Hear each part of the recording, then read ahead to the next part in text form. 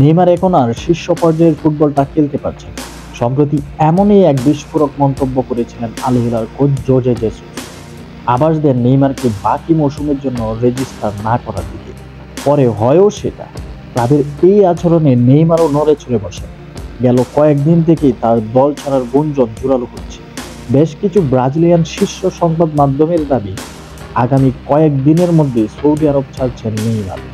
Saudi club ছাড়লে নেইমারের পরবর্তী গন্তব্য কোথায়? স্পেন থেকে গিয়েছিলেন ফ্রান্স, সেখান থেকে সৌদি আরবে।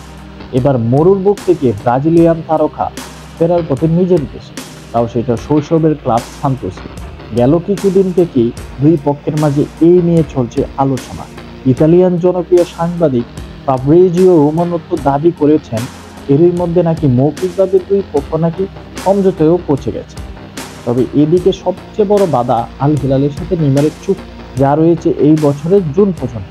সান্তোসের নেইমারকে দলে টানতে হলে ফ্রি এজেন্ট হিসেবে ব্রাজিলিয়ান তারকা যোগ দিতে হবে। সেক্ষেত্রে নেইমারের সাথে চুক্তি বাতিল করতে হবে সৌদি ক্লাবটির সাথে। তাতে অবশ্য ক্ষতিটা হবে নেইমারের। মাসিক বেতনের হিসেবে পরবর্তী 5 মাসে প্রায় $65 মিলিয়ন হাতছাড়া করতে হবে ব্রাজিলিয়ান তারকা। ইএসপিএন এর খবর অনুযায়ী নেইমার সেটা করতে প্রস্তুত। তবে কোটি পোষাতে ব্রাজিলিয়ান তারকা বেছে নিচ্ছেন ভিন্ন পন্থা। সান্তোসের সাথে কথা চলছে ক্লাবের মালিকানার একটা অংশ নিজের নামে লেখা।